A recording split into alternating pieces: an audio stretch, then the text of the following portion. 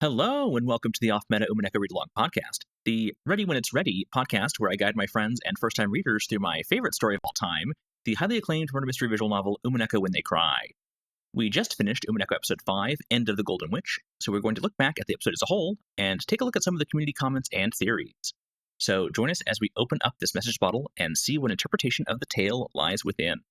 I'm Kyle J, and joining me on our one-way trip to Rokkenjiima, we have our readers, James Capelli, Hayley, and Becca. Welcome, y'all. So, what did you think of Episode 5, End of the Golden Witch? Thank you for the warm welcome and the honesty about Ready When It's Ready, Kyle. I think everybody will appreciate it. We are the silk song of podcasts, yeah. It made me laugh. For sure. I didn't love 5. I think I said that in 5.6 recording as well. But it was fine. It's been a tough one, for sure. Mm.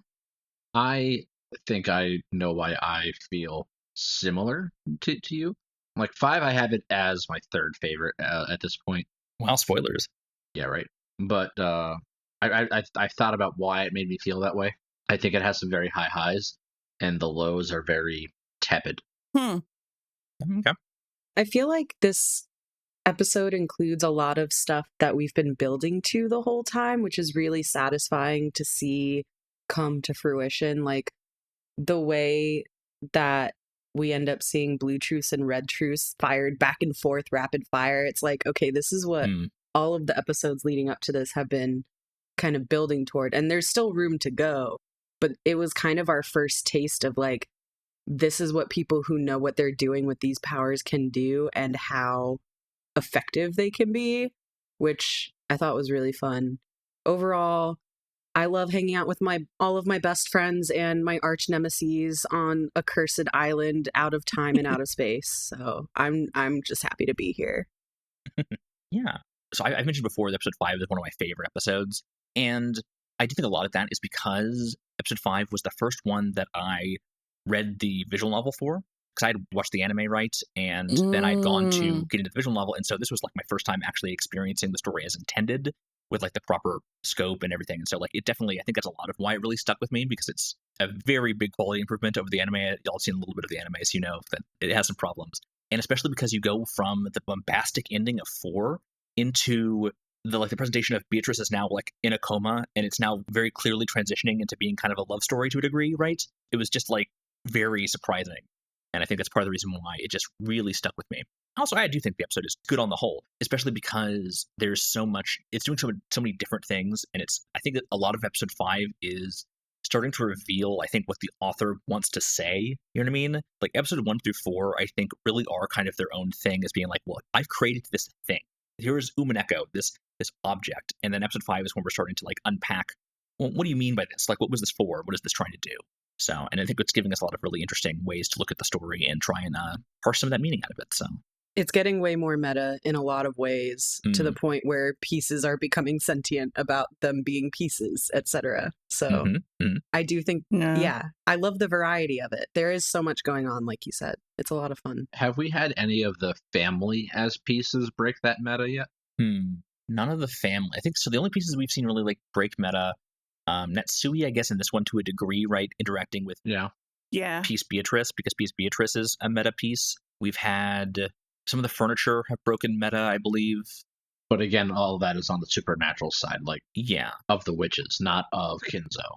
Correct. I don't think anyone's outright mentioned anything that's, except like Episode 4, which we all know is kind of like intentionally wonky, right? There's some stuff in Episode 4 where it's like people are wildly out of character. Why am I thinking George broke a meta, but I don't think he did. Like the whole George Shannon, but I don't think so. You do have that part in Episode 3 or 4 where, in 3, when Beato like brings Shannon back to life. So maybe you're thinking of something in there. Yeah, I think that's probably what I'm thinking. Yeah, of. George is one of the few characters that like interacts directly with magic stuff. Like he actually like uses magic, right, to fly out the window and stuff like that. Good memory. Loser. Still hate him. It's fair. George defenders have to make a very strong case to not have some serious cyanide coming their way. And I consider myself at least a partial George defender, so. Well, speaking of some of the worst characters in existence, we've got a few new characters this time and a lot of recurring characters. So it's our tradition in these Message Bottle episodes to have y'all give your favorite, least favorite characters. So which of y'all wants to go first to talk about that?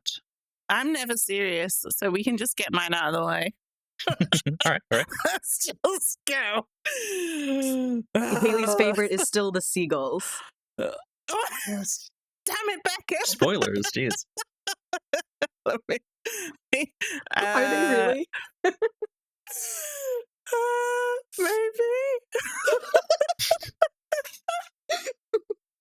Okay, so my favorite returning characters, Beatrice and Battler, and I can't believe that Battler's up there still. I think he actually made my favorite list last time, and I started out him in my bottom three. I think the very first message bottle, he was so annoying, but yep, I'm here for it being a romance between them two.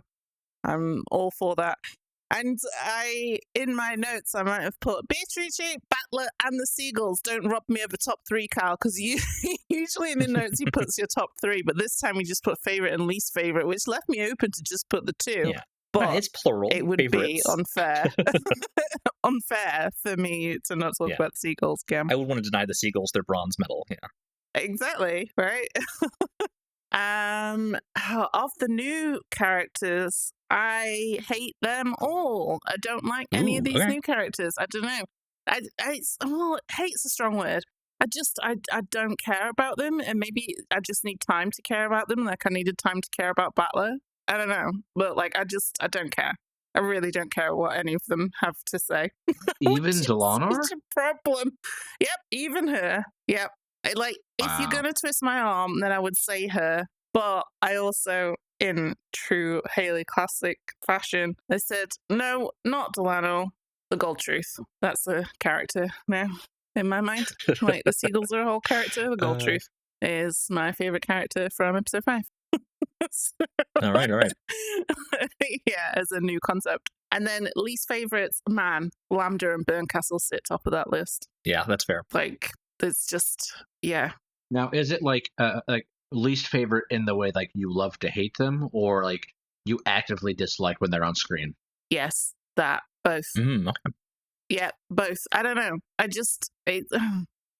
Well, I'm sure they add something to the story. Like all the new characters, obviously, add something to the story. There's going to be more that we can get out of this, but there's just a twistedness to them that really rubs me the wrong way, and like the witches that are supposed to be several hundreds, thousands of years old, they're so immature and it drives me absolutely bonkers.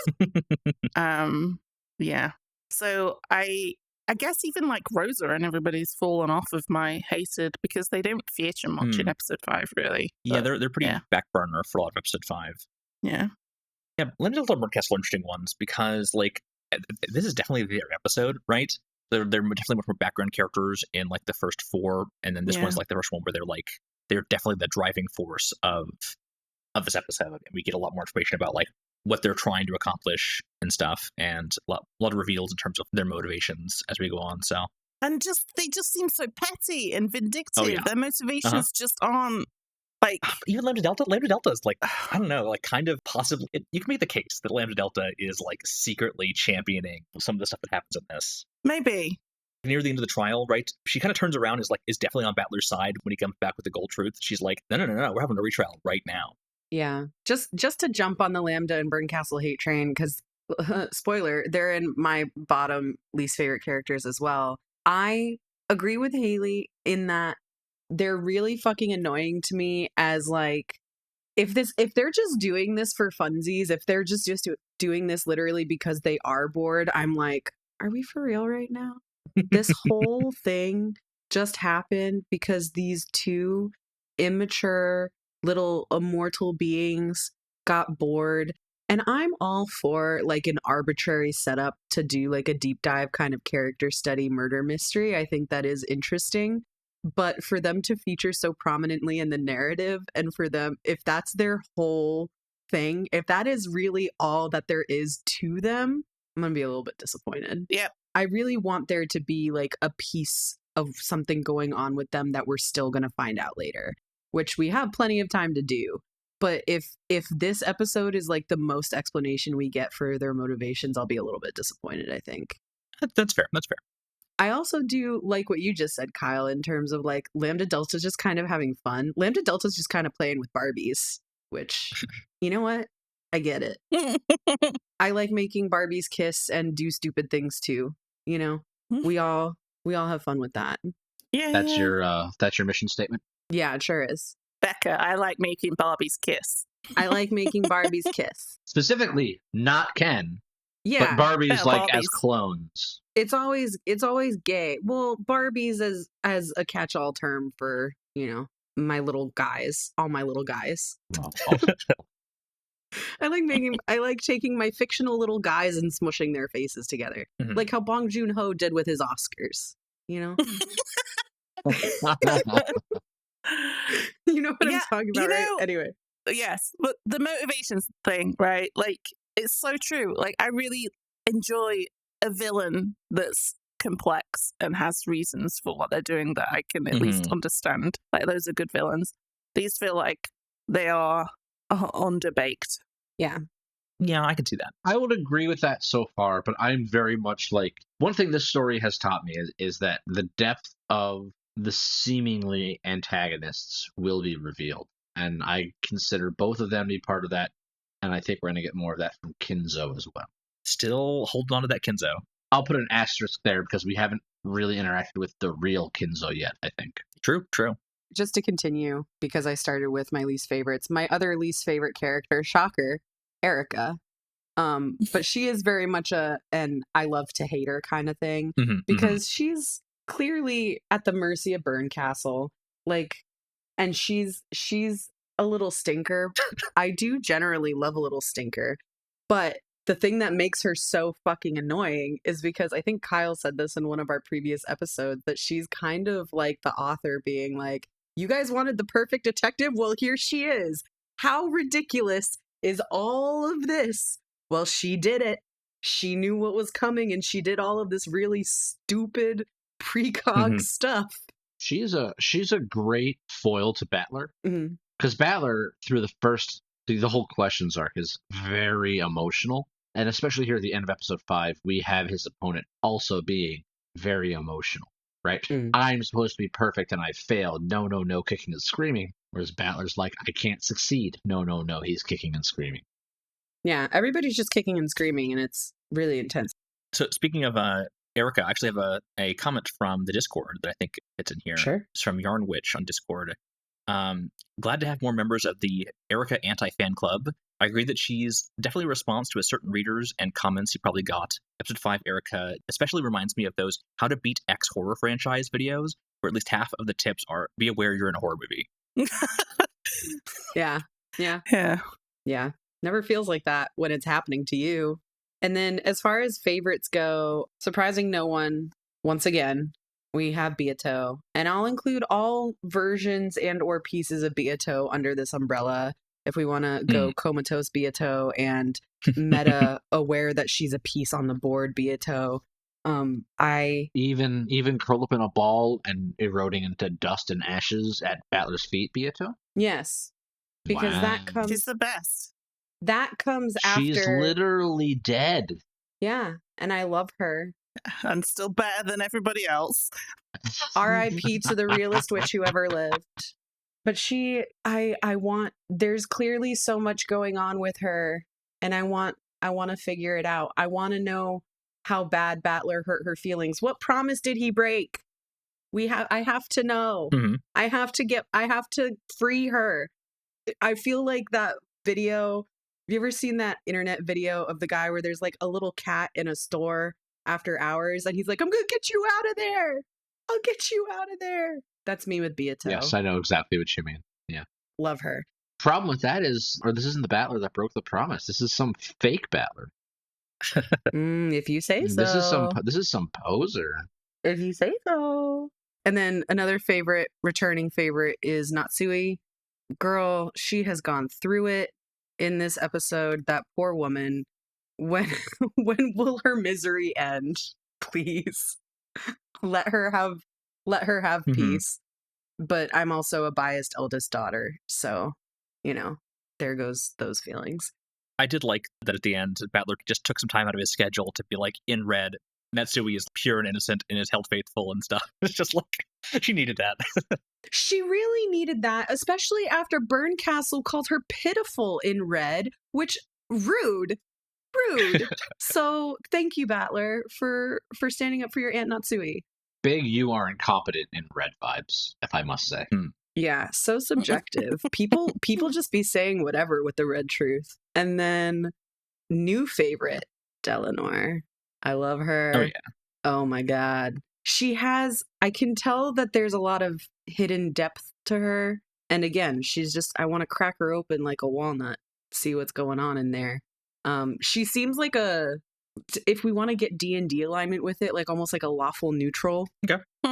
I don't know how accurate you would consider that to be, Kyle, but she truly just does seem, I just love that conversation she has with Vergilia in the Golden Land and Battler, where she's like, magic isn't like inherently evil. Mm-hmm. My enemy is not magic. It's when magic is used evilly. I'm paraphrasing because I don't remember the exact conversation. Yeah, because they're talking about magic that hides the result as opposed to magic that hides the means. Yeah. Yes, exactly. So I don't know. I think she's really cool. I think she has an interesting moral code. And I like that in a character when they have a set of rules that they abide and really stick to. So, And a very interesting outfit. Also, her permanent kitty face is pretty great. Yes, the cat face is very good. I like her because she talks in English sometimes. I like her. So I guess I'll go. She's the top of my new list as well. I mean, not that it's a very big list, but she's cool. She's got a lot of good tropes going for her. It's fun. I like when Kyle does it. I like when she does it. The great equalizer is the death. No idea what the fuck it means, but she's having fun, and that's enough for me. Like you said, like I call her more lawful good. She's just beholden by some sort of contract to help the seeming bad guys, witches, whatever. But you can tell she's not like rooting for Battler, but she is rooting for the truth. And in a story like this, that is just a compelling motivation, and I want to see more of it. And like the comments that Battler made about her father and like showing respect made her probably more beholden to him. You know, I could definitely see her becoming an ally at some point in episode 6 or 7. And I just think it's cool. I want to see more of what she's capable of. Of course, I'm going to always probably pair Battler and Beato in my favorite list together now, just because their dynamic is so interwoven. Mm-hmm. Beato didn't really do a whole lot of anything, but she doesn't need to, because even as this comatose doll, her presence is still so profound. Still not really sure how I feel about the Beato that's on the board, who's really in control of it or not. Mm-hmm. But it's still very true to her character, which is what we know about the pieces, is they can't break character, so to speak. Mm-hmm. So Beato's still super cool. She's still the best badass bitch on the board. Ronove is still absolutely up there, even though he still hasn't done a whole lot this episode. He's still just super cool, and I fucking love the dude. I would watch a whole visual novel that's just Battler and Beato and their quarrels and their gay best friend laughing on the sidelines. And then Natsui, yeah, like Becca said, Natsui is still super cool. I think the reason I probably like her more than the rest of the family at this moment is because she hasn't grown up in their cycle of abuse. She has her own trauma and background. Yeah. And has fully come into herself with her delusions of Kinzo and just her loyalty to that family. And like, this family took me in. I will do my damnedest for them. I like that. It's almost necessary that we have her perspective, like her inner monologue, to understand that she's not some money grabbing, she's not some usurping wife, you know. Didn't like her at all in the first half, episode 1. That definitely changed, and not a whole lot has changed. She's still kind of a bitch to some of the servants, but they're all assholes in their own way, so level playing field there. Kinzo has definitely lost momentum. I wouldn't put him in my favorites or least favorites because they just haven't done much with him, if it's even been him. But the early parts of Kinzo that I liked a lot was all controlled by Beato, so that's just more points to Beato, in my opinion. Hell yeah. The show woman that she is, she's so fucking good. Least favorites, Erica Burncastle, no shocker. They're fucking bitches, not the good way. They mock. They're not fun with their playmates. but they have this weird dynamic going for each other, so good for them, I guess. Rosa still sucks. The Seven Sisters are still boring. The two new angel equivalents to the two sisters, what are their names? Gertrude and Cornelia. Yeah, they haven't done much, but they show promise. They've gotten beaten around, and I don't think they've been given the autonomy to fight back or talk back or anything. But I could see it in their eyes. They want to. Like they had to let Battler escape from the locked room in Kinzo's study. That killed him, but they did it because they had to. So yeah, I'm interested to see what they do with it. Don't we get some testimony from them in this episode? Yeah, at the end when they kind of like coach Battler to understand the truth. But that's still not a whole lot. Like they're on screen for doing that for maybe 5 minutes. So yeah, they do get to drop the "Now your eyes won't miss truth's faint light" line. So there's that. But yeah, it just like I didn't like the Seven Sisters at first, and I said let's give them a chance, and they had a ton of screen time in the following episode, and I was like, no, these characters are super boring. I don't like them at all. We'll see what they do with these two. Speak for yourself. It's hard to give 7 identical characters good individual moments and character building. You bring it down to 2, and it's much more manageable. And okay, let's see what they do. Okay. We have just finished the first of the answer arcs, quote unquote, scattering, Chiru, however you want to refer to it. We've ranked the previous arcs up to this point, 1 through 4. How does episode 5 sit in your rankings? I've already said mine, so I'll just jump in. I've got it like right in the middle of the pack. I mean, really, for me, it's just like 2 is probably my favorite so far. 3 is probably my least, and the rest are kind of like muddled in there. They all have their moments. Because like when I put 4 at 4, I don't think it really speaks to how much I still enjoyed it. Sure. And I probably enjoy 4 more in retrospect.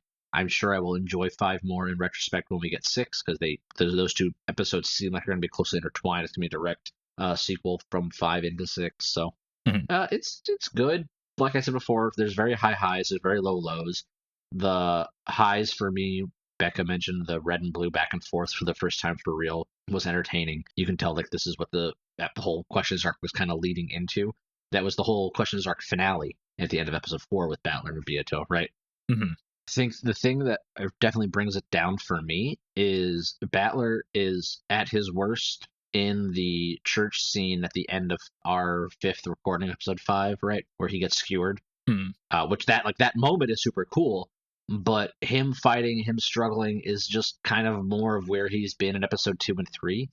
They don't do anything interesting with Battler until the finale of episode 5, which is where they needed it to go, and I was kind of expecting that to be what happens in the church/courtroom scene, when they get to that.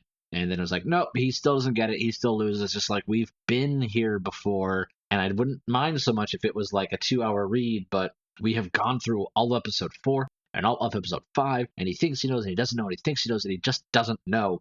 And now he suddenly does, and we don't know why, but it's nice to see him fucking grow a big brain and do something useful for once. Mm-hmm. He's incompetent. He's not quite incompetent. Not anymore.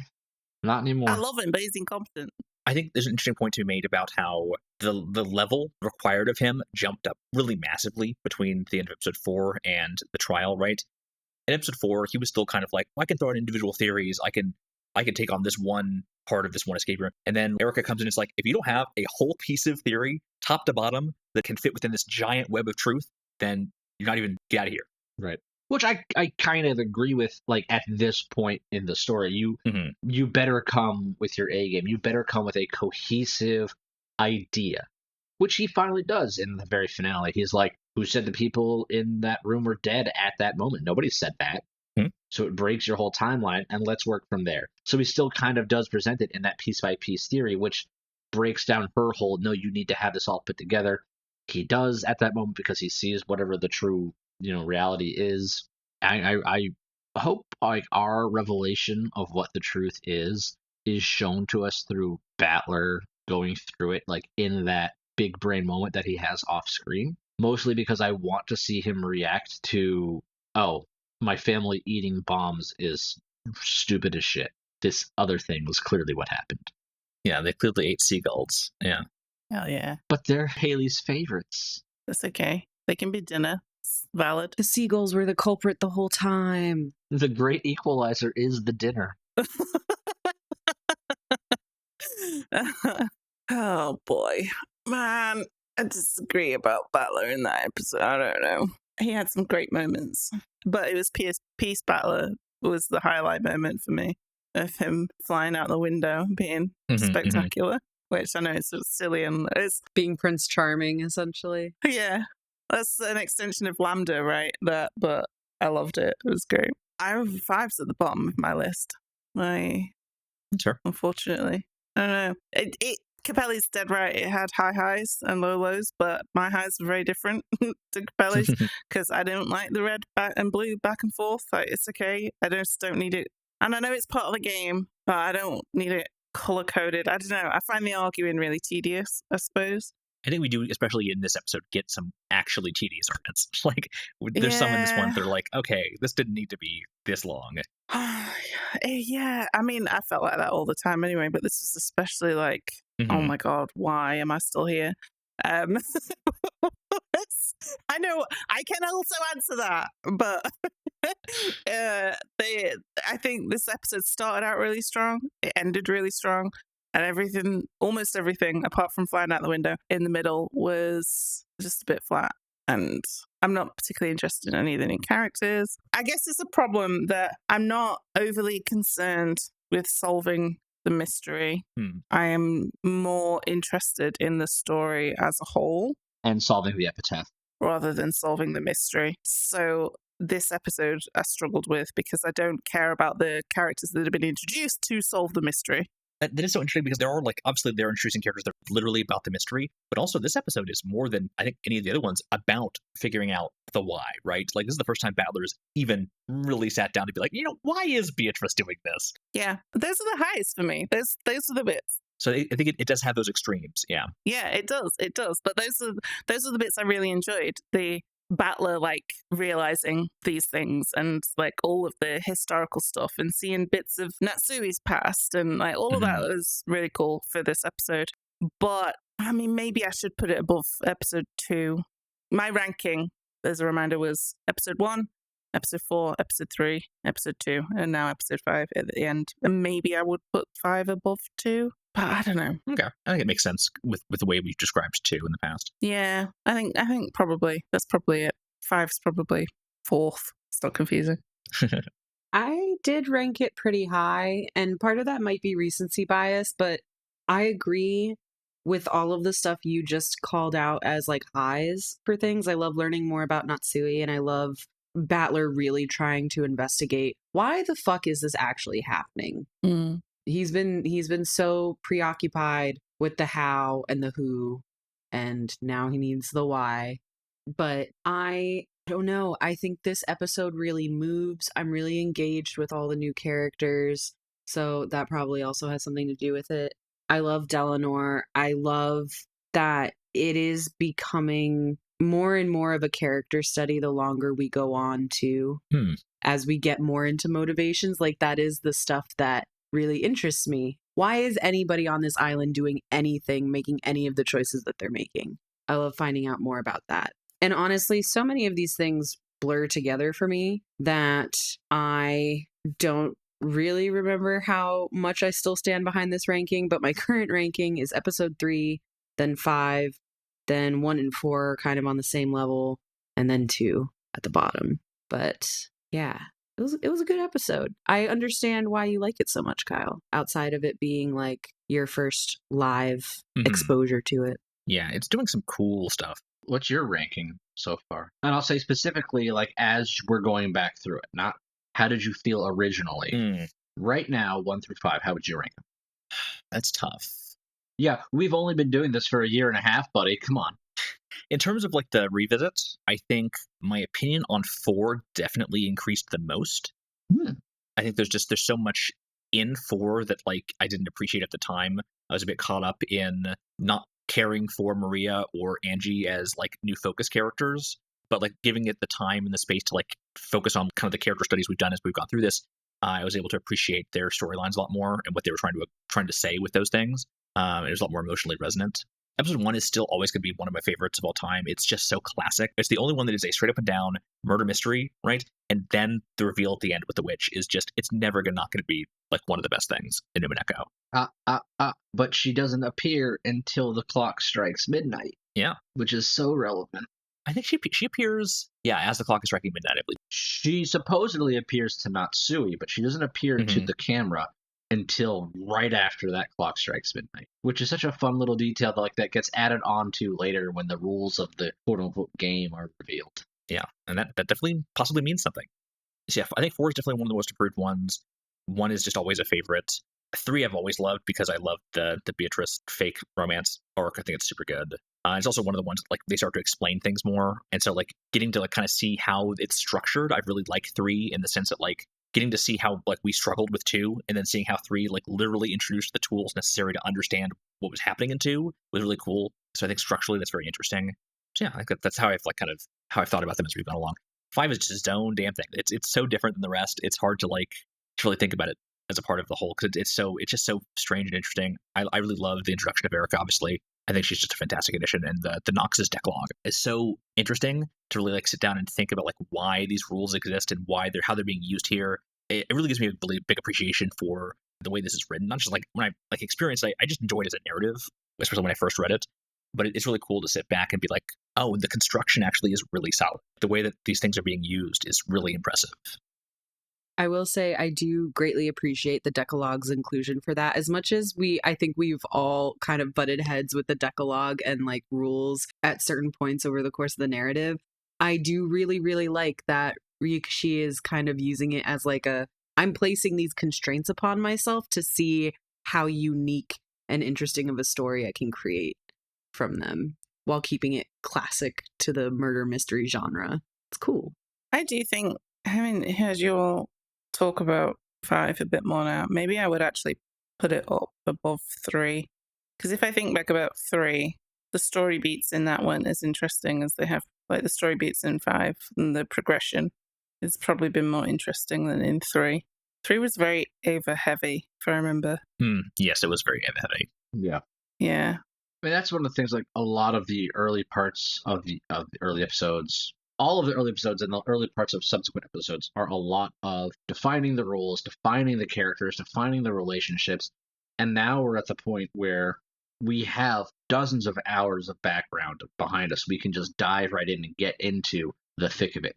Of course, they're still introducing some new characters, some new mechanics, some new rules. But like my favorite scene of episode 5 is probably the conversations between Battler and Delanor and Virgilia in the garden, which happens right smack dab in the middle, which is some blatant and some subtext of, dude, you need to think about it in this way. You're being dumb. Virgilia is literally chuckling at your face, and Delanor's giving a smirk because they kind of know what's going on, and they want you to get it, but they can't say it. Like, reading back through that is really fun and much more enjoyable to me than the red and blue back and forth, though I do still like that just fine because there's more nuance, right? It's not, we are color-coded fighting. It is, can you pick up the hints that I'm laying out, bro? Because it's going to help you, and it's going to help her, and we want to help her, but we can't be obvious about it. Yeah, I think Curia said it best in episode 1, that romance novels are a better mystery than any mystery novel. So Capelli just saying all of that. I've just read A Court of Thorns and Roses, the first one by Sarah J. Maas. Is that right? It's fluff. It's great. Love it. It's not for everybody, but it is fluff. And that has very similar themes through it, and it's romance, right? It's a romance in a fantasy setting, but it's a romance story, and it's the whole that people are trying to tell you something, but they can't. Yeah, I can't believe I hadn't drawn those connections, and you've just like put it together for me. It's definitely one of my favorite tropes because when it's done well, it's very engaging. It really gets the mind thinking of like, what could they mean by this? Can they be trusted? Should they be trusted? Have I been wrong about them the whole time? Yeah. I love that stuff when it's done well. Yeah, it's great. I think that's probably why I've been enjoying the Court of Thorn and Roses, because of the mystery element to the romance. And I just feel like maybe the mystery elements of Umineko is just too heavily misread. What am I trying to say? Too heavy on like the logic puzzle and not enough nuance. Yeah, I can see that. Right? Like the nuance bits are the fun bits. It's specifically how the logic puzzle is presented, right? Like Yeah. you were saying earlier about how the red and blue back and forth is like the conversations and the arguments are so, you didn't say trite, but like trite, where it's just like Tedious. They're tedious for me. tedious. Yes, it's just like, come on, get on with, like, I know technically we need to cover every little thing in this because people would be upset about it another way. I know we would have brought it up if they didn't mention it and whatever, but like, yeah, like let's just get to the meat and potatoes. And the story is not great because of the red and blue truths. It's great because of the interpersonal dynamics that are going on. Yep. I think that's one of the things that episode 5 shines a big light on is episode 5 splits the mystery from the interpersonal character stuff the most, right? They're the most distinct in episode 5. They're completely separate tracks.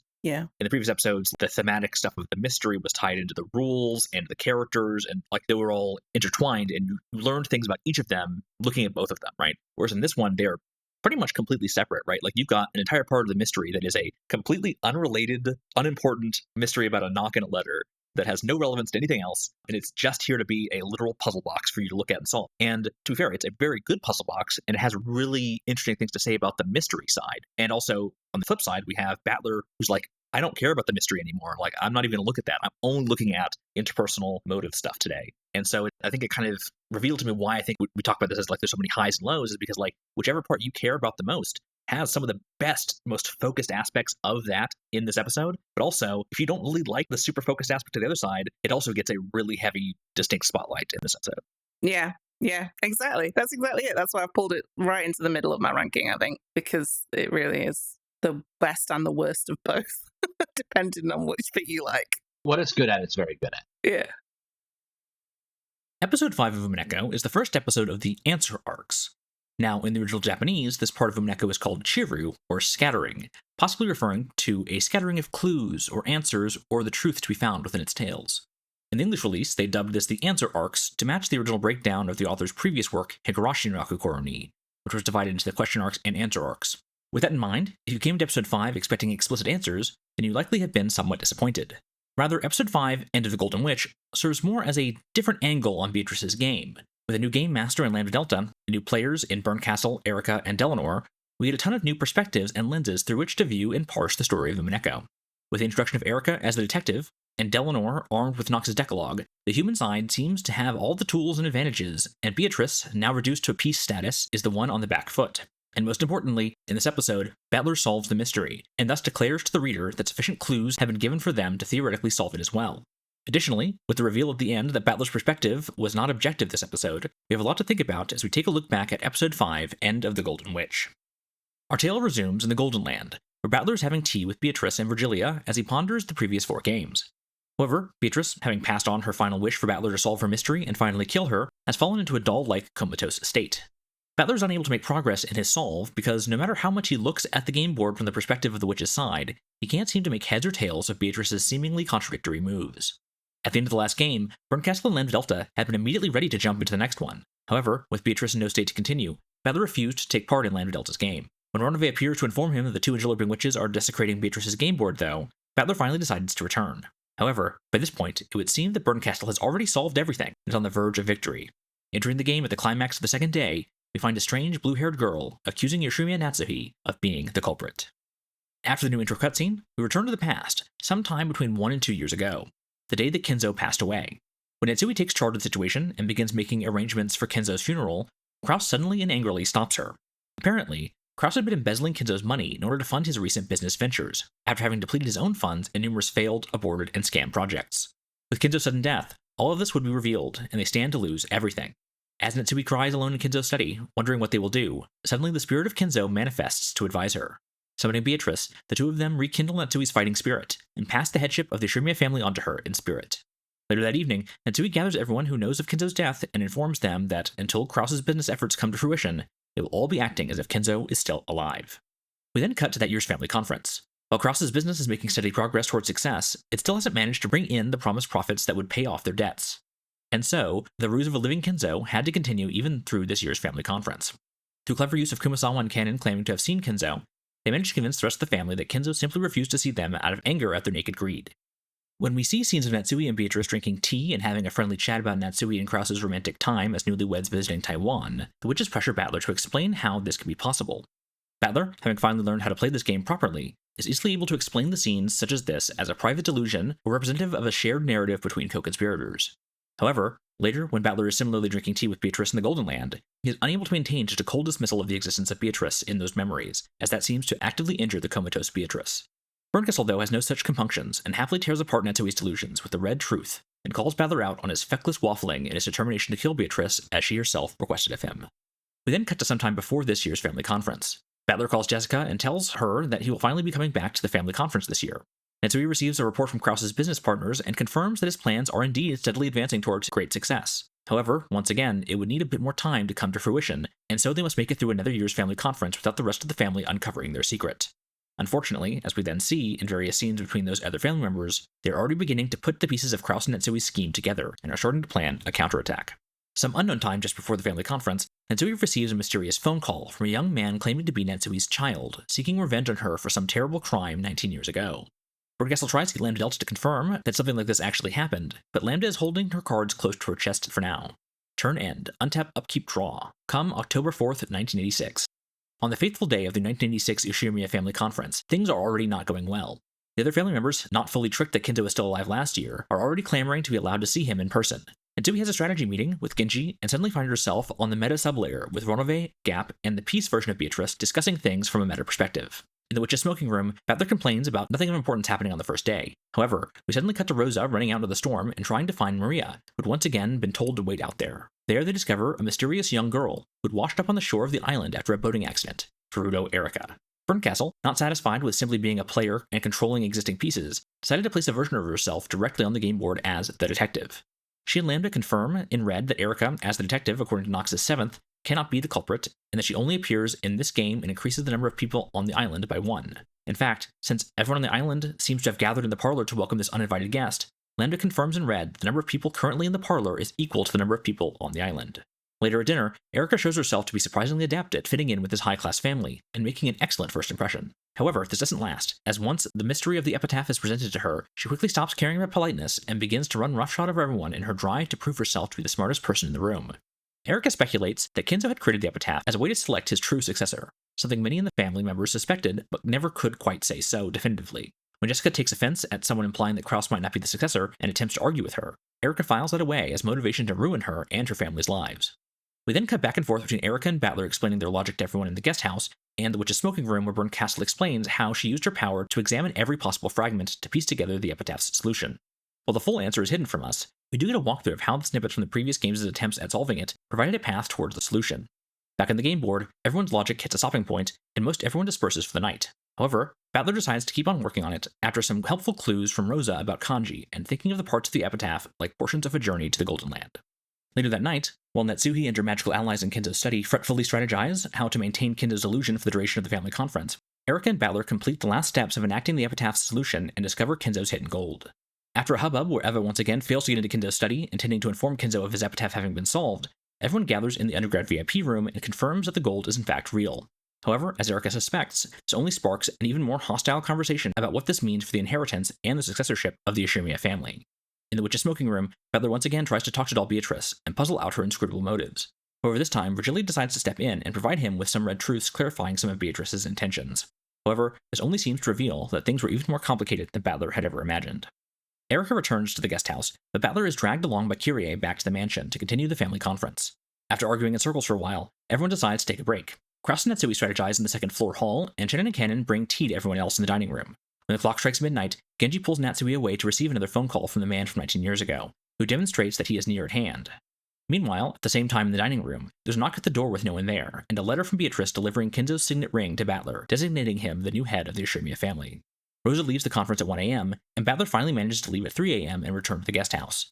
There he finds that Erika, Dr. Nanjo, and Goda are still awake, having stayed up chatting, and then everyone heads to bed. When Battler finally returns to the cousin room, he finds that everyone else seems to already be asleep. We then see some of Natsui's memories of the supposed crime she committed 19 years ago. At that time, Natsui had been unable to become pregnant, and it had begun to damage her and Krause's position with Kenzo. Then suddenly, one day, Kenzo had given Natsui an orphaned baby to adopt and raise as the heir of the Shimiya family. Natsui, devastated at her inability to perform her wifely duties and forced to take on a child with no blood relations to even her husband, resented the child. Annoyed with his cries, she ordered a servant to take the child away, and as a result of an unfortunate accident, both ended up falling from a cliffside and dying. This seemed to be the last straw for Kenzo's sanity, and ever since he has locked himself up in his study with his occult research. The next morning, Battler awakes and screams on discovering the crime. Sometime in the night, George, Jessica, Maria, and Rosa had been killed. Erica eventually arrives on the scene and uses her detective's authority to gain access to the crime scene and investigate. In the kitchen, the servants are preparing breakfast, but notice that Genji is missing. Ken and Kumasawa go to the servants' quarters to wake him, but find the door to the room taped shut with a signed piece of tape. Breaking the seal, they enter and find Genji inside, dead. Meanwhile, Natsui is awoken by a phone call from the man from 19 years ago, who has taken Kraus hostage. He orders Natsui to hide in a wardrobe in a certain guest room at a certain time, and she quickly agrees. Everyone gathers in the parlor, and when Kenzo being missing is brought up, Natsui makes a scene and rushes off to try and find Kraus, who is also missing. In Kraus's room, a large bloodstain is found on his bed, but no corpse. Natsui then uses the fact that she hasn't even seen her daughter's corpse yet to rush off to the guest house. However, when they all arrive, they discover that the corpses are all missing. With Lambda Delta still refusing to confirm their deaths in red, Bernkastel speculates in blue that none of them are actually dead at all. Eventually, though, Natsui can keep everyone away from Kenzo's study no longer. Everyone gathers outside the door and attempts to rouse Kenzo, but receives no response. The decision is made to break in from a window in the courtyard, and Rudolph climbs up and does just so. Letting everyone else inside, they find the room to be empty. After a thorough search of the room, Erica questions Natsui about her claim to have been the last person to have seen Kenzo last night. A statement her certainty of was contradicted now by her claim that Kenzo would often leave his study at night and wander the mansion. When the adult siblings all confront Natsui about Kenzo already being dead, Erica steps into the metaworld to fight with Beatrice herself. Beatrice underestimates Erica, assuming that she as a human would have no way of refuting the devil's proof in blue. However, as the detective, and a piece backed by Bernkastel, Erica is able to summon Delano A. Knox, the Archbishop of Witch Hunting, to strike down Beatrice's blue truths with red from Knox's Decalogue. With Beatrice unable to use a red of her own, as she is now just a piece, Erica is able to viciously tear apart Beatrice's desperate attempts to theorize a way a living Kenzo could have escaped from this room, sealed by Eva's receipt and Natsui's testimony. When all seems lost, however, Peace Battler steps in and physically demonstrates a method Kenzo could have used to escape the study by jumping out a window while Natsui wasn't looking. When Battler surprisingly survives the jump, having scampered down the rain gutters just outside the window, everyone besides Erica is forced to admit that they can't put it past Kenzo to have been able to do something similar. In the Golden Land, Delano arrives to visit Battler, Virgilia, and the doll Beatrice, who are having tea in the gazebo. Having only interacted with their pieces on the game board, she introduces herself, and they have a short conversation about the nature of magic as a kind of white lie. Delano thanks Battler for sparing her in their battle on the game board. Battler says that it was his piece and not himself. However, Delano says that a person's piece can't do something that is impossible for the real person, and so she is grateful that he is the kind of person whose piece would act that way. However, once he is finally controlling his piece once again, she looks forward to a battle where they will both give everything they've got. And it's for that reason that she has come here to apologize. For some reason, Delano and her team had been prevented from using all of the red truths at their disposal to win that fight. It would seem that Lambda Delta and Bernkastel are conspiring to keep the illusion of Kenzo alive for some nefarious purpose. After Delano leaves, Virgilia tells Battler that people can only enter the Golden Land if Beatrice wills it, prompting Battler to wonder what it was exactly that Beatrice wanted him to glean from this meeting with Delano. In the meantime, after torturing her subordinates for a while, Erica begins attempting to solve the case of the knock-in letter from the mansion's dining room at midnight last night. After a lengthy back and forth of red and blue truths, Erica is completely stumped, and once again humiliated and threatened by Bernkastel with being tossed into oblivion. Later in the parlor, Erica interrupts everyone to gather alibis for the first twilight. In Purgatorio, Ronove, Beatrice, and Gap are discussing the status of the game when Virgilia, who has been with Battler this whole time, arrives to get caught up on what is going on. To everyone's surprise, Virgilia confirms in red the deaths they had went through so much effort to obfuscate. Back in the parlor, the time the man from 19 years ago mandated that Natsui hide in the guest room nears. Natsui fakes offense at Erica's suspicions and uses it as an excuse to leave the parlor. She heads to the designated guest room and, finding it unlocked, reluctantly enters and hides in the wardrobe. Sitting in the dark silence, similarly to how she had disciplined Jessica once in the past, she thinks back on how the man from 19 years ago could have known her favorite season to leave that card in her room last night. She recalls the only person she had ever told that fact was Shannon, and resolves to use that info to fight back against that man.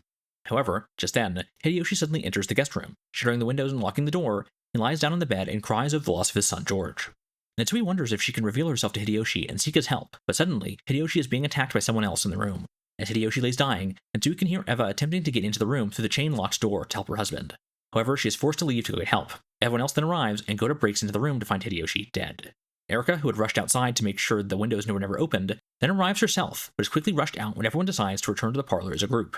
Only then is Natsui finally able to leave the guest room. And just as she is headed back upstairs to try and hide in her room, Erica spots her on the stairs and brings her back down to the parlor for her big reveal. With everyone gathered once again, Erica and Bernkastel declare checkmate. They are ready to lay out their solution to the game.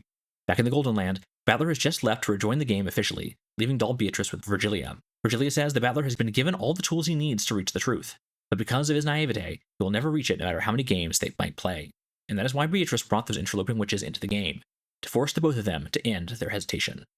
The clock advances all the way to midnight on the second day, the end of Beatrice's game. All humans, furniture, demons, and witches have been gathered in the Grand Cathedral of the Great Court of Illusions. In this trial, Lambda Delta would serve as the judge, Erica as the prosecution, and Beatrice as Natsuhi's defense. Lambda Delta calls for the trial to begin, and Erica charges Natsuhi with being the culprit of the fifth game. Erica wishes to begin with Hideyoshi's death in the guest room, as only Natsuhi could have committed that crime with everyone else being in the parlor. However, Beatrice argues that they should proceed chronologically, and so the trial begins with the first Twilight. Erica claims that only Natsuhi could have committed the murders in the first Twilight, as she is the only person lacking an alibi. Beatrice refutes this, giving a whole list of alternatives that have yet to be sufficiently disproven. However, over the course of the rest of this trial, Erica would do just that. Using duct tape seals that she had designed working in concert with Eva, Erica had sealed just about every door and window in the guest house. This, combined with her detective's authority to be guaranteed to find any clues that they had been tampered with or bypassed in any way, completely locks down almost every avenue of movement into or within the guest house. Combined with her creepy dedication to listening to Battler sleeping peacefully through the wall all night long, and Lambda Delta's willingness to let Bernkastel use the Red Truth to eliminate everyone who was in the dining room of the mansion at midnight from consideration, Erica is able to provide alibis for every other person other than Natsuhi and Kraus. With neither Natsuhi nor Beatrice willing to throw Kraus under the bus to save their own skin, Natsuhi is left as the only possible culprit. Of course, Bernkastel was holding onto the red that Kraus was already dead in her pocket the whole time, and only brings it out now to torment Natsuhi. Seeing that Battler refuses to believe that Natsuhi is guilty despite the technical validity of Erica's case, she grants him the red truth that Oshirime Natsuhi is not the culprit. Lambda Delta begins laying out her verdict. Oshirime Natsuhi murdered everyone with the intention of framing Battler and preventing him from inheriting the Oshirime family headship or the discovered gold. And with the human culprit established, Beatrice too would be executed. However, when Bernkastel notices that Natsuhi is still clinging on to the honor of the Oshirime family, Bernkastel uses the red truth to ruthlessly cut down Natsuhi's illusions of Kenzo telling her that she bore the one-winged eagle on her heart. Kenzo had never trusted her once as long as he lived. And with that, the Great Court of Illusions is adjourned. The truth of this tale was decided. Back on the game board, in the parlor, Erica has just finished up making her formal accusation and explanation of Natsuhi as the culprit. No longer would anyone come to Natsuhi's defense, even as Eva physically attacks her for having killed her son and her husband. Back in the Court of Illusions, Lambda Delta begins finalizing her judgment for Beatrice as well, and even though Battler has no idea what alternative explanation there could be, he attempts to defend Beatrice with everything he has. Unfortunately, though, it isn't enough. He would have to break his promise to be the one to kill Beatrice. When Beatrice comments that he is a liar, and that she will never trust one of his promises again, a confused Battler asks her when he ever made a promise to her and lied about it. This seems to devastate Beatrice, who completely breaks down at this point. All Battler has left is the trump card that Oshirime Natsuhi is not the culprit. He resolves to use it to let Beatrice survive this trial and continue on without him. However, Beatrice begs him not to abandon her, to let them both be destroyed together as his final tribute to her. Regardless, Battler attempts to use this one bit of red truth to save her. However, it is completely ineffective because it violates Nox's second, and only witches are able to use the red truth in this court. And so, Battler is impaled by Delanor's blood-red longsword. With no more will to keep thinking, Battler dies. Back on the game board, having already proven the whodunit and the howdunit, Erica now works on establishing the whydunit of Natsuhi's crimes. Breaking the locks in Natsuhi's old diaries, she uses the entries describing her tumultuous early years in the Oshirime family to establish the false reality that Natsuhi has always fostered nothing but hatred in her heart for the Oshirime family. Natsuhi claims that she never wrote down any of her later feelings of gratitude and eventually love towards Kraus, and so Erica dismisses them out of hand. After all, no non-red words can ever be trusted. Suddenly, though, Erica offers Natsuhi one last escape. With Kenzo technically established as potentially still left alive in this fragment, Erica is willing to let Natsuhi accuse him instead. However, Natsuhi remains steadfast in her integrity, much to the delight of Erica and Bernkastel, who can now freely move towards their true endgame. Using Erica's detective authority to guarantee that she would have found any clues of Kenzo's existence anywhere should they exist, Erica slowly restricts the locations a living Kenzo could possibly exist in, until, through her twisted logic, she's able to establish that the only place that he could have been hiding all night was together with Natsuhi in her bed. Further abusing their power over the game board as the victor, Bernkastel writes into the truth of this game board that Natsuhi had been manipulating and abusing Kenzo in her scheme to steal the headship and inheritance as revenge against the Oshirime family for forcing her into marrying into them. With everything taken from her, Natsuhi is finally ready to confess, not to these false accusations of today, but to a murder she committed 19 years ago. Natsuhi reveals that it had been her who had pushed that servant and the baby she was carrying off of that cliff. She asks aloud to everyone if her being framed for the murders of her whole family is sufficient to satisfy that child's well-deserved revenge. The main scenario of this episode ends with Battler suddenly cutting in with his catchphrase, "It's no good. It's no good at all." In the Tea Party, we see the aftermath of Bernkastel and Erica's victory, with them making plans to slowly capture, catalog, deny the magical existence of, and then execute every single one of Beatrice's furniture. Bernkastel rewards Erica with her own witch portrait, and grants her the temporary title of Witch of Truth until they finish their business in this fragment. Joining up with Lambda Delta, she and Bernkastel contemplate where they will go next to alleviate their endless boredom. Bernkastel tasks Erica with weaving the next tale, one that leads to this world's demise. Episode 6, Checkmate of the Golden Witch. In the question mark segment, we find ourselves back in the Court of Illusions, where Battler's corpse remains pinned by Delanor's sword. Beatrice appears, and seeing that Battler has stopped thinking, gives up herself and fades away. We then find ourselves in the Golden Land, and a memory that Delanor had imbued into her sword to spark Battler to remember. There, during that conversation in the Golden Land, Delanor imparts to Battler the importance of both the mystery giver and the mystery solver to trust each other and be willing to put in the effort. That is what Nox's Decalogue is really about, providing assurances that the mystery can be solved if you really try. Virgilia tells Battler in red that Beatrice created this game, and the riddles of this tale, to be solvable. While it might be too late now, Battler finally decides to really try and solve Beatrice's mystery. Using the Decalogue as a tool, Battler looks back over all the tales up to and including this one, and then he finally reaches the truth. Back in the Court of Illusions, when the witches had all gathered to mock Battler's corpse, Battler suddenly returns to life. Pulling the great red longsword from his chest, it turns gold in recognition that Battler has ascended to the title of Territory Lord and Endless Sorcerer. Recognizing what this means, Lambda Delta immediately calls for a retrial, as all verdicts are overshadowed by new truths. Battler claims that he can construct a theory with himself as the culprit instead of Annansuhi, and by doing so, the existence of two valid truths would make it impossible to claim that either was the one true answer. Delanor gleefully faces him in a duel of truths, now that the time of them both to fight all out has finally arrived. Battler begins by laying out the case that there have been significant foreshadowing that he himself might be the man from 19 years ago. Additionally, since the deaths of those in the cousins' room had only been established in the court session at the end of the game, their deaths were never actually established to have occurred within the window Erica laid out.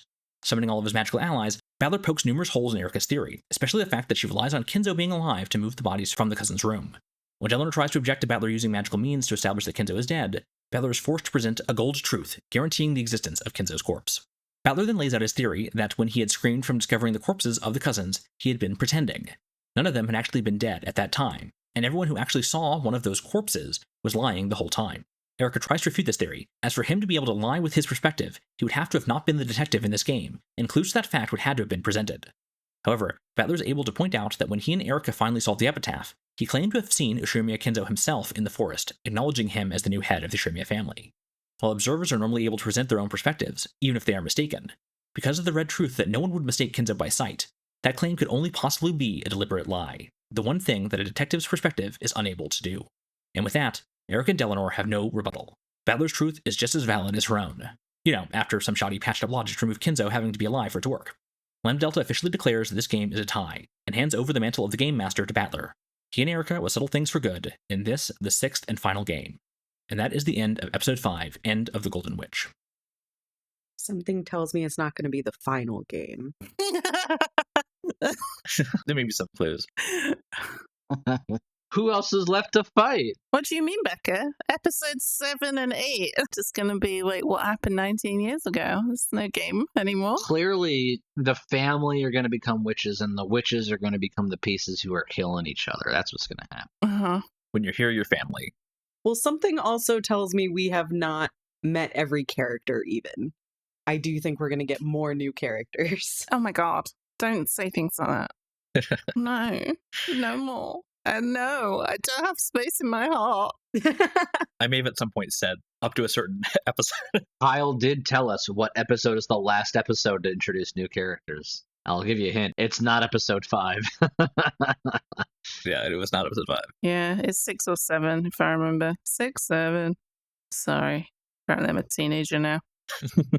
I spent too much time this summer with teenagers. All right. Well, as a part of our message bottle episodes, we like to go over some of the comments and theories and things that the community members have left either on our Discord or on the YouTube videos themselves.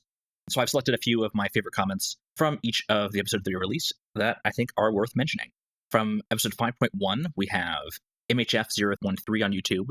Can't wait for the scene where Battler proclaims in blue that a culprit must be Chinese, only for Lambda Delta to laugh at him and invoke Nox's fifth in response to the introduction of Nox's Decalogue. The opening is there with all the talk of Kraus and Natsui and their honeymoon and stuff, where they went to China. Oh, man. We did talk about this. We talked a bit about that one. Let's see. We also have a comment from Cadre003 on YouTube. Kraus fighting his himbo programming. And that was us talking about that Kraus might be a terrible businessman, but he might be a pretty good dad at least. So Stop making me want to like Kraus. You can't call him a himbo and be kind of right. That's going to turn me around. He's so... How is he so bad at business?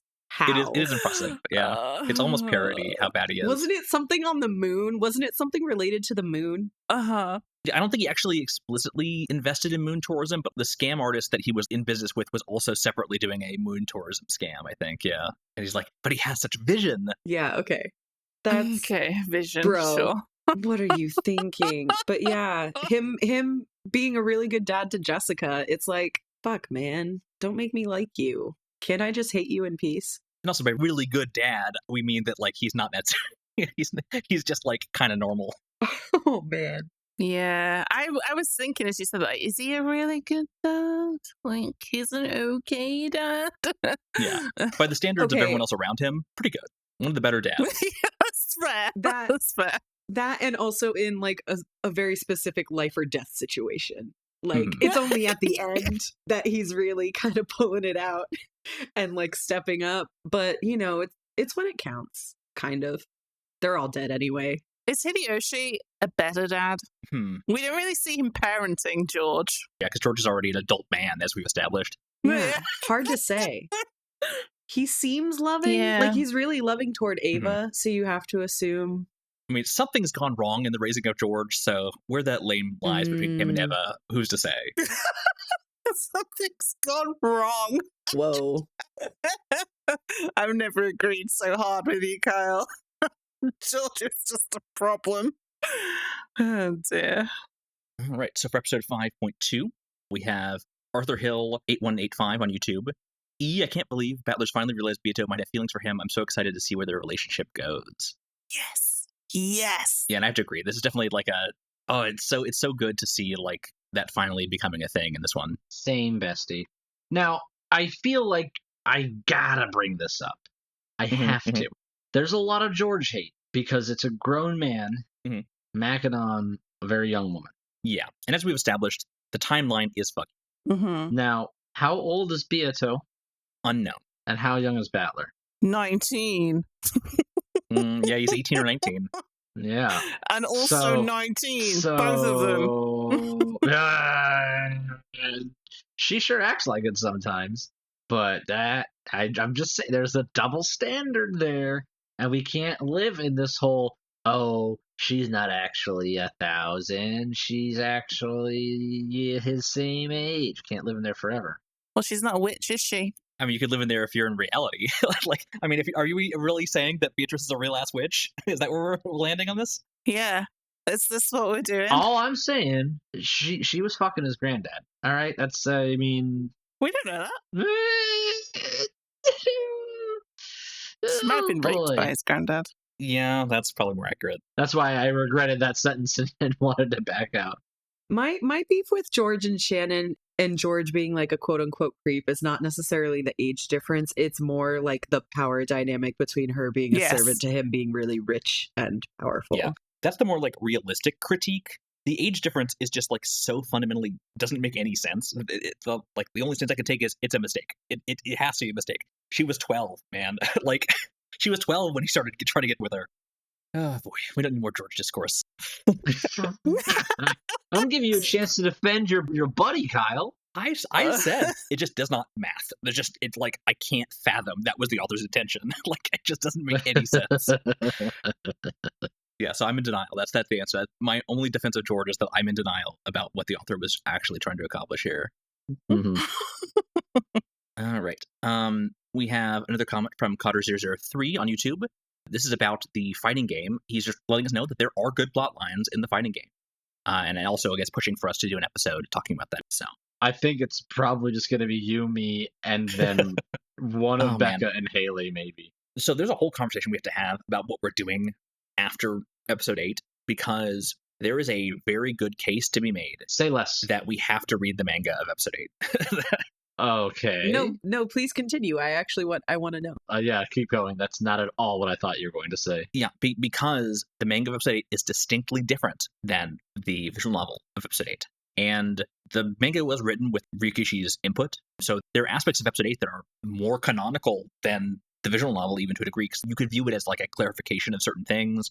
A lot of people appreciate certain things in episode 8 a lot more in the manga. So I think it's like something that is definitely worth looking at. It's just going to be a case of how fulfilled do we feel with the story, right? Because there are definitely some things where it's like, you know what, we got to the end of the story and I'm done. Like, I don't need more of this, right? Like that's definitely a thing I felt with certain things I've really enjoyed. So we'll definitely feel it out how we're feeling at that point. I feel like you're calling me out there. I mean, I definitely had you in mind when I said it, but it's not untrue. I know who I am. It's okay. All right. For episode 5.3, we got a couple of comments, one from Blue Opaloid on YouTube and Mr. Zhuanzig on Discord, which might be the same person, I don't know. Appreciating my unappreciated flamboyance joke from that episode. Y'all didn't laugh at it, but people who caught it did laugh at it, so I appreciate y'all. I'm glad you have received validation via YouTube comments, Kyle. Well, actually, speaking of that, I actually meant to say this first. We have gotten a lot of really wonderful YouTube comments on these videos. I didn't include a lot of the ones that were just like, love the podcast, great work, that kind of stuff, because, I mean, it's enough said, right? I know. Seriously, though, I really appreciate it. I think that it really was helpful. Like, y'all have seen that this podcast can take a long time to get out sometimes. So I just really appreciate it that y'all are appreciating it and enjoying it. And it makes it worthwhile to put this stuff out there, because I know that as someone who read Umineko years ago and there was just no content for it, period, it's really lovely to see when people read Umineko. Like, that is the life cycle of Umineko. You read Umineko, then you read Umineko again, and then you bully all your friends to read Umineko. So, yeah. Well, I'm glad you bullied us. And we're victims, Capelli, victims. A willing victim. I am not but a piece on a board. I check the YouTube comments rarely because I don't want to risk spoilers, but I did read some of them lately. We have some very lovely people enjoying our content, and I appreciate everybody who is enjoying it. That's very cool. Yeah, especially when you appreciate the jokes that don't get enough laughs. Yeah. Yeah, I don't read them at all, guys. Sorry. I read the Discord, but not the YouTube. What we need to do after reading episode 8 is we need to do a review of the theater production. Yes, yeah. I always mean to look at it, but like it's also untranslated, and that's rough. Ooh, oh no! I would love if someone could subtitle that. Anyone who knows Japanese, please, if you could do that, that'd be fantastic. Yeah, go ahead and do that undertaking with top-notch audio recording. Yeah, maybe ChatGPT will get there eventually, and we can have a very janky translation of the YouTube auto translation. Okay. Another comment from Cotter003 on YouTube. So many of the things our players are saying is making me scream into a pillow and cackling. Which one of the things said only Kyle could probably guess? Oh my god! Do you think you know what it is? So that was episode 5.3. Let's see what happened to that one. Was I even... I don't think I would... I don't know. I missed a bunch of 5, but then we did a make-up. We had to do a re-record. I don't know. I don't think you were on 5.3. No. This is like a part where they go into like the history of the man from 19 years ago stuff. Right? Like that's when it's revealed that Natsuhi had a child from 19 years ago that died. Right? So it might be in reference to some of that stuff, which we got some reveals for later. It does make me wonder, do you ever have a hard time keeping a straight face at some of the shit we're talking when we're recording this podcast? Oh, there's been a couple. There's been a couple of times where y'all have like gotten weirdly close to certain things. There's also other times where like, because when I write the notes, the summaries, right, it is my duty to try and put as much of the clues in there as I can, as I dare leave in there without it being super obvious. And I'm always like, oh, they're gonna like latch onto that immediately, and it's gonna be like a problem, and I'm gonna feel so bad because people are like, Kyle spoiled the visual novel because he literally put the plot of the visual novel in his summary. So I'm always worried about that. Luckily, nothing's happened too close to that. There's definitely some parts where it's been tough. I definitely think if y'all go back and reread them, y'all probably will connect a few dots that y'all barely missed previously. Now that you have a bit more an idea of what to look out for. How exciting! We know I'm not going to reread it, but. I mean, that's a good segue into what our next episode is going not to be 6.1, but we're going to sit down together, we're going to bring notes, and we're going to see if we can figure out the truth that Battler has found before starting episode 6. Yeah, since Rikishi kind of threw down the gauntlet and basically told the reader, point blank, you can solve it now. which is a classic thing in the mystery genre, right? There's the Yeah. parlor scene, as it's referred to, which I love that Erica does her thing in the parlor. It's all very good. But yeah, we've been told, like, hey, the clues are all there. You can, in fact, go solve it. And so to honor what the story is telling us to try and do, we are at least going to give it a shot, right? Like, this, I think, is a true thing about Umineko. I don't think your experience of Umineko is greatly improved by completely solving everything right now, right? But I think it is greatly improved by trying to come up with something, right? Trying to come up with some cohesive, like, I think this is what's happening. Get some theories together, get some thoughts, try and come up with like I think the story is trying to do something along this lines. I think we should be looking at these characters as being potential culprits. I think I've maybe solved this trick, stuff like that. I think if you give it an earnest shot, you'll much more enjoy going into episode 6 because you'll feel less cheated, I think, if you happen to pick up the hints that it's laying down. You won't feel as like, well, now I've just been given things, right? If you've given it some thought, then you'll be like, yes, this is something with which I feel like appreciative of. So Okay. I've been looking at Hayley's face while I'm saying that to gauge how good the odds are that this is going to happen. Kumasawa done it. I already informed That's my true. theory. Kumasawa done it. I can't even respond to that because I have things to say that I just said we're leaving for our next recording. Yeah, we'll have to get into it. I am actually going to go back and try and back up this Kumasawa theory I've had since episode 1. I'm going to be keeping it on my back burner the entire time, truthfully. Like, I am genuinely invested. I'm going to send a message to Kyle just real quick here because my theory from the start was that Genji done it. Mm-hmm. Yeah, it was. I'm going to try and make it fit Kumasawa, even if it doesn't, just as a, as a heads up. Sorry. I bet it's they're at least an interesting thing to try to do, yeah. Yeah, so I think the summaries that we've got are a really good resource. I'm pretty proud of what I put together in terms of summarizing the plot and keeping all the hints you need in there. Like, I'm not going to say I've got everything in there, but I think if y'all go back and read those, you have a fair shot of coming away with a much better idea of what's happening in the story and some good theories. So that's what we're going to do for I was going to say next week, but I had to go back in my notes and remove all instances of week and say next time because I can no longer promise a weekly schedule. But we're going to try and have an episode where we go over everything that's happened so far, and everyone's going to give their ideas of what they think is going on here. And we're going to kind of pick at each other's theories and try and build up as much as we tear down, and see where we land in terms of what we think is going on here. See if we can, pry open the lid of this cat box just a little bit. And eat a seagull for dinner. Yeah. Oh my god, we're in a litter box? We always have been. That's what Rokkenjiima is, right? Yeah, it's got sand. This astronaut meme. It's all been a litter box? Always has been. Let's see, where did we leave off? Oh, everyone in my family's killed someone. Yes, so Hollybell000 on YouTube.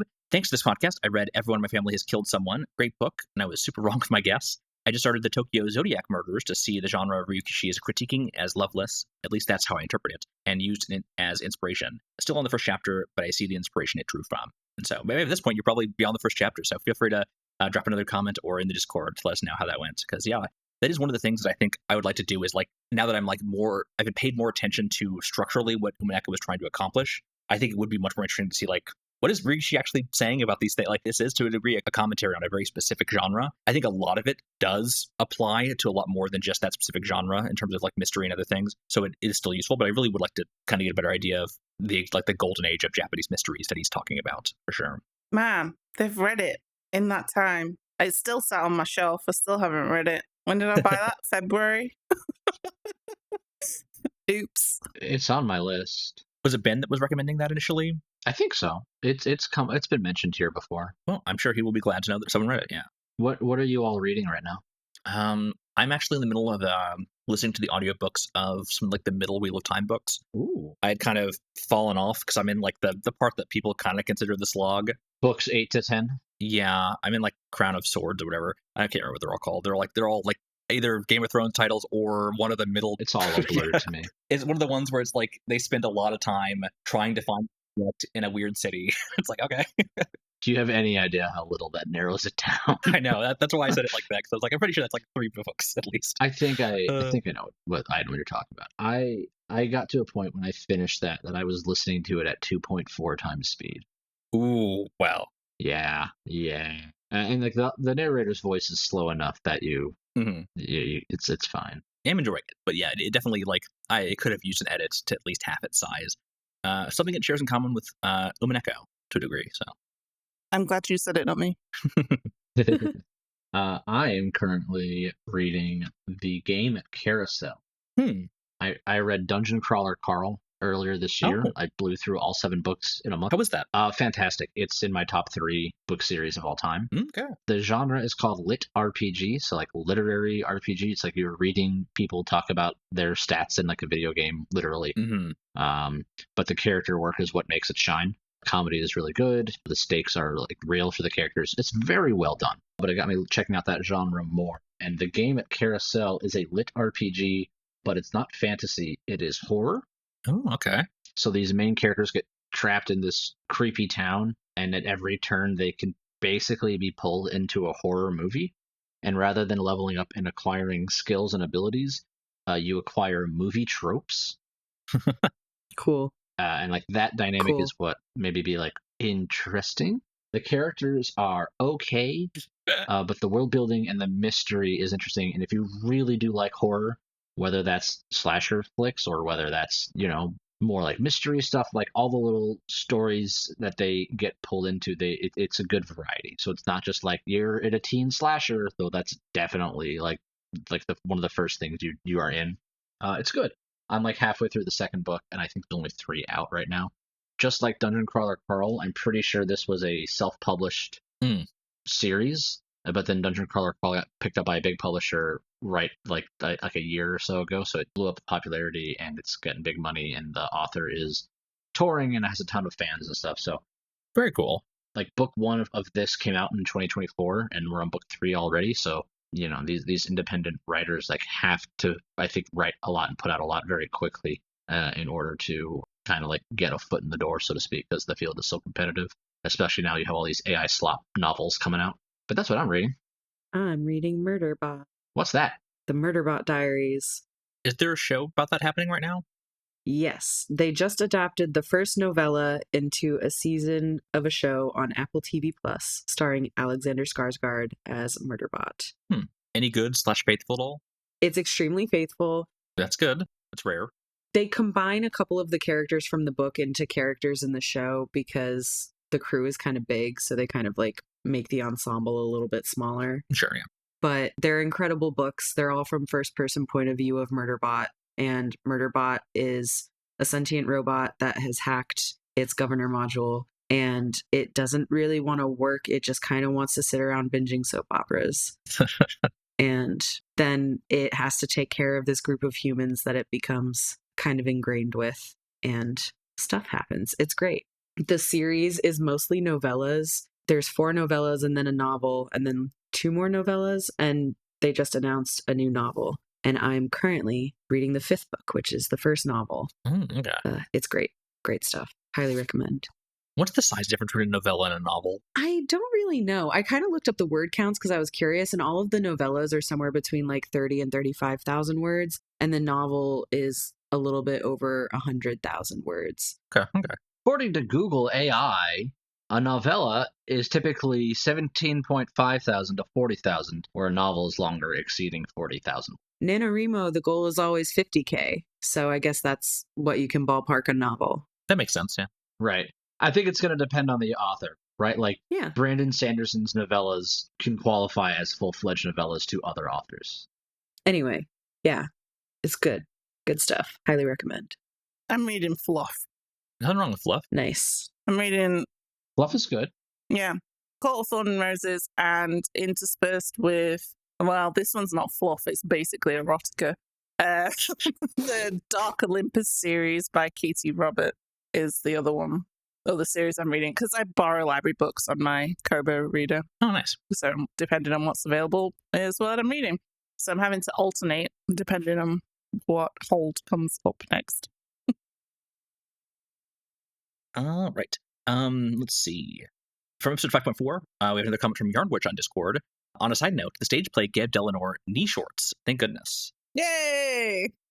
If y'all recall, Delanor's really outrageous costume for a childlike character. Well, here's Gross. in the version that I'm reading, the one that's on YouTube, the full screen, you don't really see her bottom much until Mhm. you get like the full panel art, which I don't remember if there is any specifically of her. Yeah, it's a jump scare when you go into the character portraits, and it's like, why? Why did we do this? Jump scare. Oh, right. I didn't think about the character portraits because I only see those like after the character is first introduced, so I haven't seen it in a while. Mm-hmm. But I kind of just imagined her with boy shorts, with like little Angus Young shorts, schoolboy shorts. I don't know if this is real, but there was a joke that there was a mod to give Delanor pants at one point, which I'm all for. Yeah, she's just in like a leotard with a jacket, right? It's weird. She's basically wearing the same bottoms that the Seven Sisters are. And like they're wearing like classically like a sexy maid kind of styled thing. Yeah, like a bodysuit. And so for Delanor, who's supposed to be like Delanor's character is like frozen as a child conceptually, like so it's very strange, and I would say not surprising for what this story has done in the past and in Higurashi and stuff. I mean, I can give excuses for being like, oh, it's Japanese media, man. Sometimes it's like that, but like it's still gross and it still sucks, and it's nothing wrong with pointing it out that it's not okay when you see it. And if it really bothers somebody and it really takes them out of the story, then that's fair, But hopefully it doesn't bother you too much, because luckily it's not on screen for most of it. So sorry if we revealed that to you and now you're like, oh man, sorry about that. Yeah. We got a comment from Fragments and Fractals 999 on YouTube, who was just reminding Capelli that he was looking for the word artifice. I have no context for that. When? Yeah, it was when we were talking in 5.4. 5.4 was like when you were like the most upset with Umineko being like, I can't tell what's real anymore. Oh, yes. I've been upset about that several times. Yeah. That was one of the ones where I was like, man, we really gotta figure out what's going on, because Capelli is like not happy. We're losing him. Yeah. And so that was like the one where you were trying to put into words why you felt that way. And so I feel like Fragments I think artifice is a good term for it. The way that like Lambda Delta's game feels and the way the pieces were acting, it is very artificial. Okay. Yeah. Boop, boop, boop. In 5.5, we have another comment from Holy Bell 000 on YouTube. I remember watching someone play this chapter, and they, for some reason, had an ungodly amount of knowledge regarding tape. Probably used to work, I may be misremembering. It was absolutely insulted Erica used a specific type of tape on the door/walls, saying it would leave a mark. Not because of Detective's authority, hijinks, but it's just rude to the hosts that housed you during a storm. Flushes it right after basically stirring discord in the already tense family, a double whammy of rudeness. It was just a refreshing take on Erica that had me cackling. That's great. I love that. Oh my god, so rude. We're all with you, I think. Yep. So rude. It's actually interesting because the tape is described differently a couple of different times. In some of the images, it's definitely more like packing tape, like brown packing tape. In some descriptions, it's straight on duct tape, which I think is what it's intended, right? Because duct tape has that stickiness to it that like it's going to leave residue. There's like no way avoiding that. And it's like kind of the point. This tape is sticky. You cannot remove it safely without leaving some clue that it was removed. And that's why the Detective Authority like elevates it to red truth. Gonna have to like get all those door frames refinished. It's awful. Yeah, and every outside window, she did a lot. They've found the gold. They can afford it. That's true. Do you guys think that this is so out of left field? Do you guys think that Krause really wanted to rent out the island as like a resort/amusement park like location? I mean, he built the guest house explicitly for that purpose. That's true. This is the business venture that's going to succeed, man. I mean, it's like one of the better ones, honestly. Yeah, but he's going to make a decision at the last second that's going to screw it all up. That's the man's curse. Yep. All right, we have a comment from TJ Sin 2000 on YouTube. Let's see, I used to think exactly like Capelli, but I used to think the same way, and I'm getting my ass beat constantly by the mystery, and I'm being humiliated for it.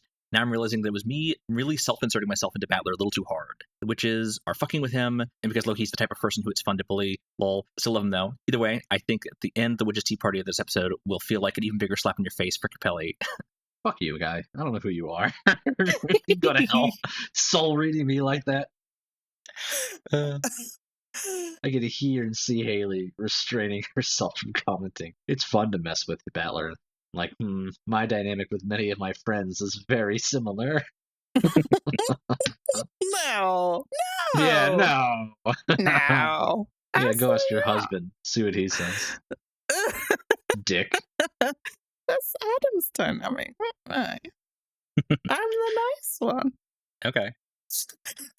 I tell people I'm not. No, you could be way more cutthroat. Yeah, I am, absolutely. I don't know why people think I'm the nice one. He's much more straight up with it, like from the get-go, you're more calculating. What does that mean? You find your time to strike. I'm a sleeping dog. Okay. Boy. Let's see. We also have another comment from TJSin2000 on YouTube. An opinion of mine that's kind of on the unpopular side is that I enjoyed episode 6 more than 5, despite the slow start. For some reason, it was more engaging to me than the other slow starts in the series, like episodes 2 and 4. And I think it's partly because of the many reasons mentioned in the podcast. There's a particular level of disengagement that I had when I realized that Erica and Byrne weren't after the real truth, but only wanted to show a valid truth and shit on all other ones. But I did appreciate it regardless. It was an entire full episode reinforcing the very core message of the novel, so I genuinely enjoyed this episode nonetheless. And there's a response to that message from Arisato5552, who I think we've had previous ones messaged on YouTube. Same, episode 5 kind of feels to me like an introductory chapter for the shift in the story is going through in the answers arcs, rather than engaging the mystery. And even though I really like episode 5 as a story, I think the mystery of episode 5 is my least favorite of the whole VN.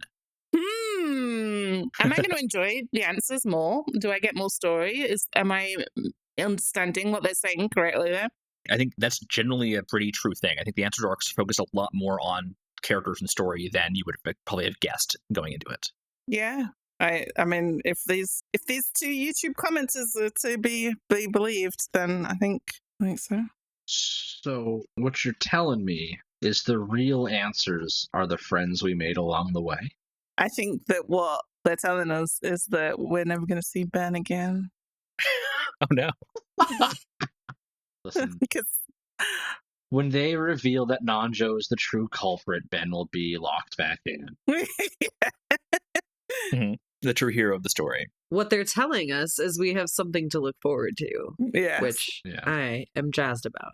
And if we didn't, and if the last 3 episodes completely sucked, I would just be mad at Kyle at that point. But you're not already? Oh. No, I could never. I think y'all will like the last 3, but like they are definitely the ones that are the most like the answer arcs are all pretty controversial in terms of like people like different aspects of them. So Well, yeah, because you're creating a big, crazy story mystery Mhm. that has to get wrapped up. Like it's the whole Lost paradigm all over again. Everybody loved Lost going in because it's nothing but exciting questions, and then they're like, we've got to bring these answers to what's going on back to something, and it's fictional, it's sci-fi, so it's not going to be a cohesive thing. People are going to be upset one way or the other. My argument for Lost is that it's a fantasy. Well, yeah, I mean, but like the whole point of Lost and the ending is like character moments get resolved for the most part. Yes. Oh, yes. That's what I love about it. That's what the writers and the authors, like, that's what they strove for. That's what made season 1 so compelling. Mhm. Not just the crazy explosions and the polar bears and stuff, that was definitely part of it, but the relatable characters and how they interact and everything. When they brought that back full circle. So I think the people who liked the ending enjoyed Lost for what the writers intended it to be good for. So if you're telling me that Umineko does something similar where the mystery is still important, but the real value is going to be in where the characters are and how they like end in relationship to each other, I'm cool with that. Yeah, I think y'all will enjoy for sure a lot of what the answer arcs has in store. All right, so from the most recent episode we put out, 5.6, we have Young Wendy on YouTube. They'll have an opportunity to discover the mystery as a group. The mystery can be solved by going over the past events and drawing together the conclusions. My advice is just to write or draw out the connections that you know exist between each other and to start from there.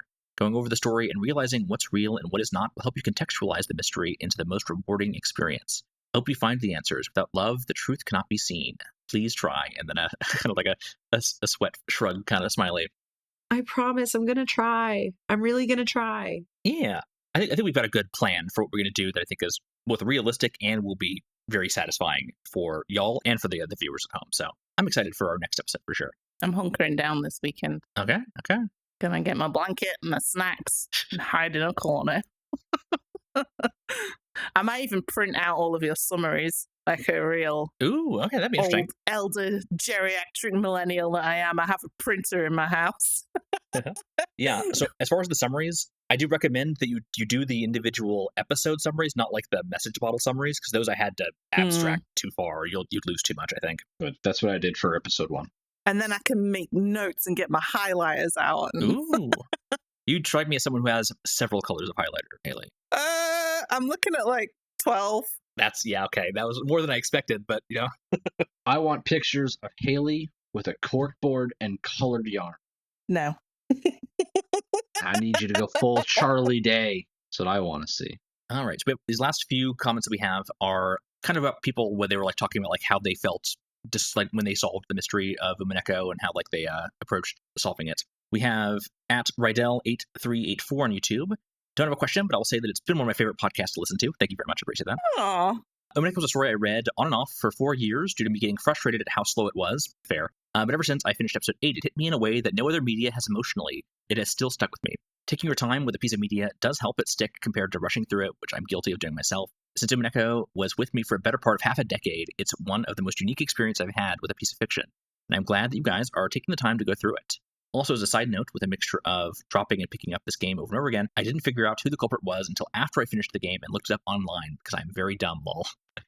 Oh, man. I feel you on that. Is that a comment to spoiler? That's so cute. No, I think we've been pretty like clear that the number of answers are like there's going to be some hedging in terms of like the actual answers you'll be getting once we get into this stuff. You told us that. Yeah, they don't want to give you anything for free is how I would describe it. Even when they're basically telling you the answer, and I will like they tell you the answer. Some people say they don't. No, they do. They really, really do. But they take efforts to like they never outright say any particular character's name when referring to stuff because they don't want people to just be like spoon-fed answers. They won't be able to at least put in the very like minimalist amount of effort at least to think about what's happening. So I don't think we'll have any problems. Oh my goodness, that's so many highlighters, Hayley. It's 11, so I counted wrong, but I guess it's 10 because these two are kind of the same. But yeah, I'm ready, basically. I'm gonna make a weekend of it. Do you think there's any amount of conspiracy theory plotting you can do that can get Adam to finally read this thing? He's not going to read this. No. Loser. We have another comment from Arsato5552 on YouTube. What a great episode, for real. I'm incredibly excited for the message bottle and hearing your theories.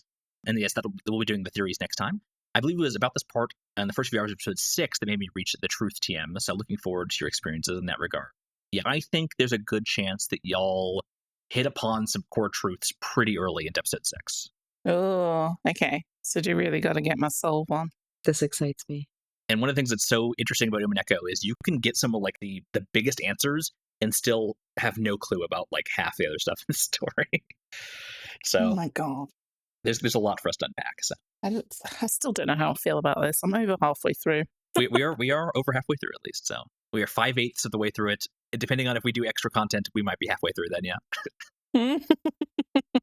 So yeah, thank you all so much for writing comments. It's been a real delight to hear from y'all and hear the way y'all read the story and what y'all engage with and things like that. Just a reminder, if you want to get into more conversations about stuff, on the Off Meta Discord, we have a channel for every episode of the podcast. So even if you are a person who's like catching up on the backlog, feel free to jump on the Discord and jump to wherever you are in your reading and talk about it there. They're designed to be kind of spoiler gated to where you are in the story, and we will absolutely come jump in and talk about whatever it is that where you're at in the story, because that is one of the fun things with Umineko is getting to see other people's takes as they go through stuff. And now even we can look back on stuff that's happened with that kind of lens. Yeah. So yeah, absolutely join us in the Discord for more conversations. It's always really interesting. And don't be shy to at us in Discord as well. Like if you want one or all of us specifically to weigh in, then do mention us in Discord, because obviously we've done a lot of episodes of this so far. So there's a lot of channels and I don't always check every single one. But so if you want somebody to reply,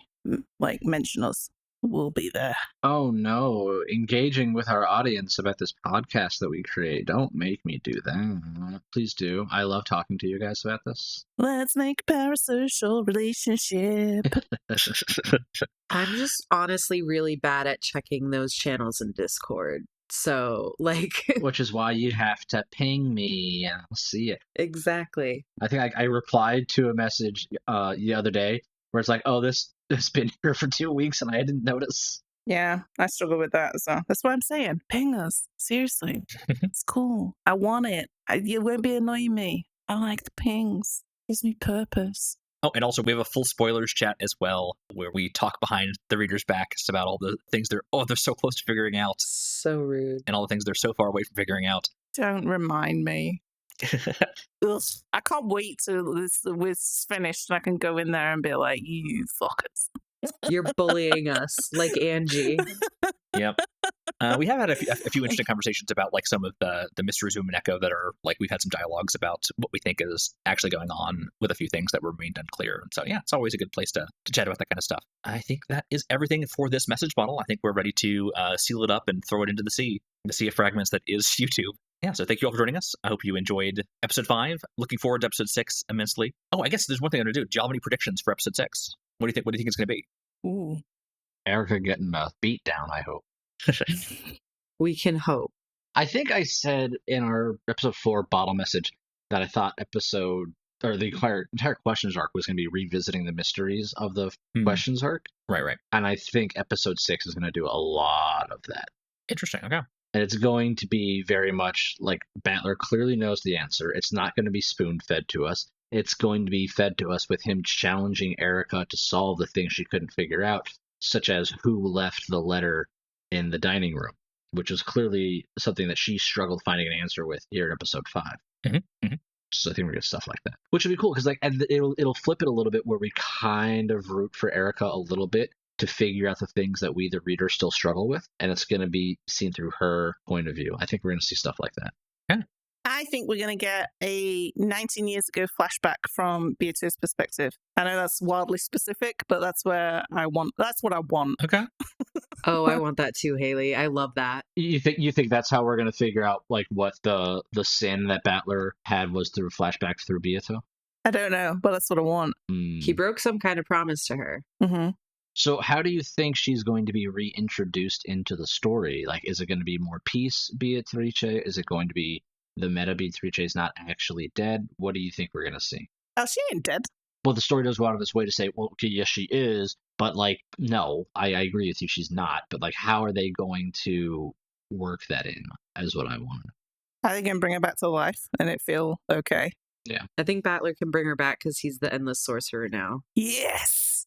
My prediction is Battler makes furniture. He needs a pet. He's going to get furniture. I mean, I think we predicted that in episode 2, that he's going to have some furniture of his own some way, somehow. I was like, oh, it's going to be George and Jessica, but I don't believe that anymore.